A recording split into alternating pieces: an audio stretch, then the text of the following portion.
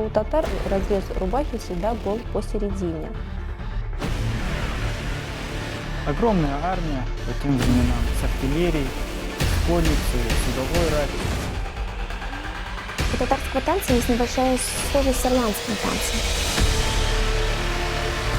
Архитектура татар зародилась гораздо раньше, именно профессионально.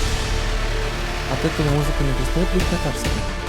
Насколько актуальны этнические чувства, этническая идентичность современных татар.